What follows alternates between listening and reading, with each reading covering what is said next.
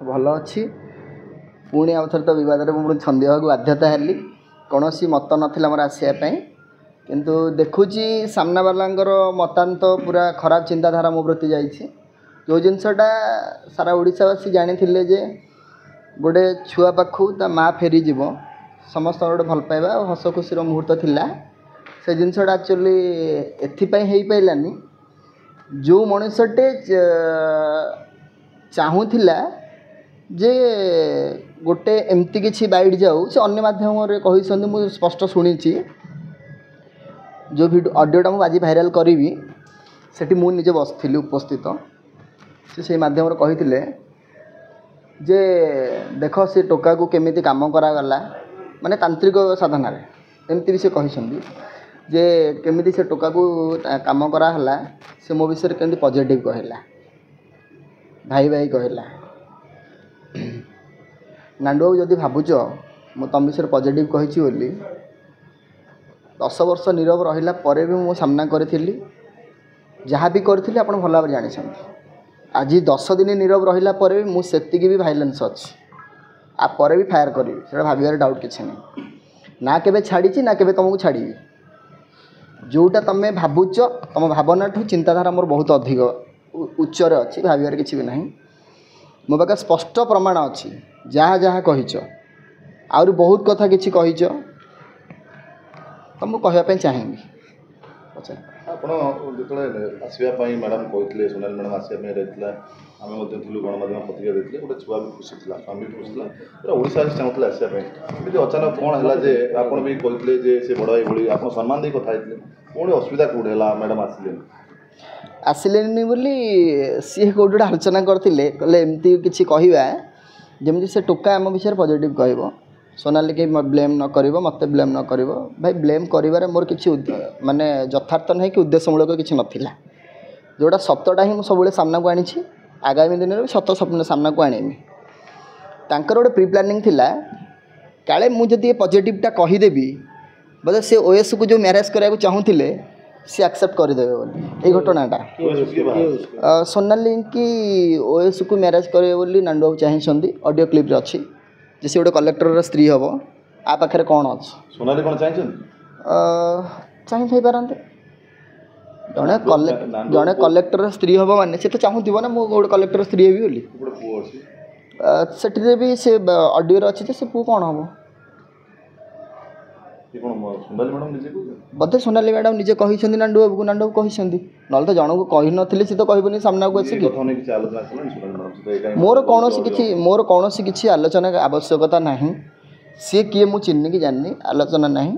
जहाँ भी मो पाख प्रमाण बाजी प्रमाण भी आसूची जदि से भावुं नांडू बाबू भावुं कि नांडू बाबू तो कहबनी जदि नांडू तू भावुचु बहुत दिन सम्मान देली आउ तो सम्मान देवीनी एथर कम करके देखेबी जदि तू भावुचु एटा धमक बोली एक्सेप्ट कर किसी कौन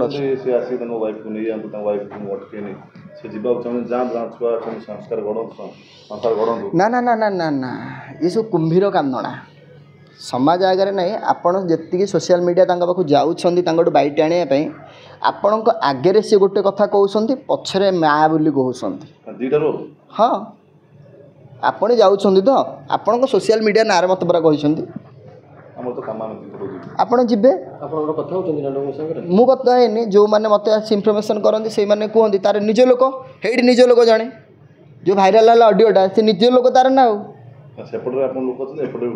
भाई समस्त गोटे लोक अच्छा सी भावी दौरान कि खाली एका लोक अच्छा बोली भावर किसी ना जेहेतु मुझे अन्याय विरोध में लड़ुची मो पाखे भी सपोर्ट करने लोक भी बहुत सारा अच्छा जॉन को जेहेतु जॉन चाहिए वार्ता जो कहते आमको मैडम फेरुचंदी खुशी परिवार मैडम आसिले कौन सी दुख प्रकाश करिवारे किसी भी नहीं कौन सी दुख करिवारे नहीं आज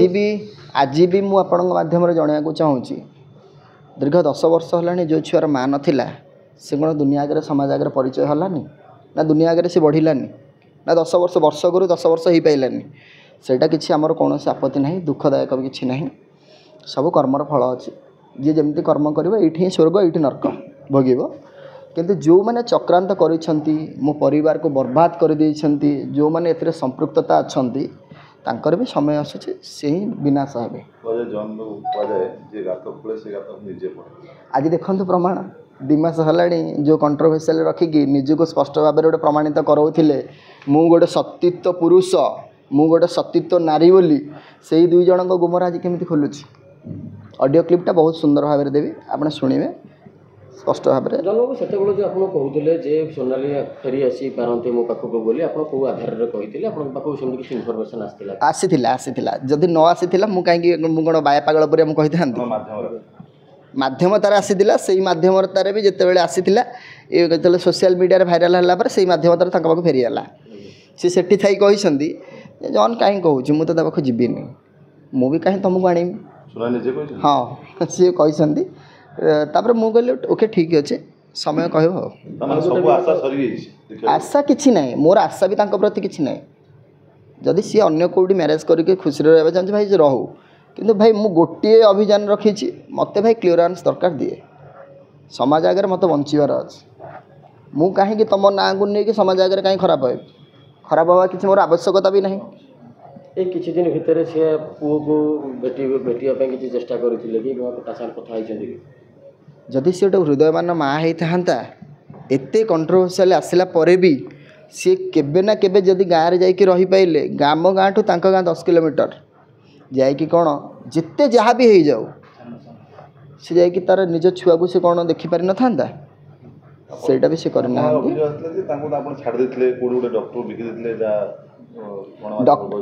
ବଢ଼ିଆ କଥାଟା ଆପଣ କ୍ୱେଶ୍ଚିନ୍ କଲେ। ଯେଉଁ ଭଦ୍ର ବ୍ୟକ୍ତି ଜଣେ କହିଛି ମୋ ନାଁରେ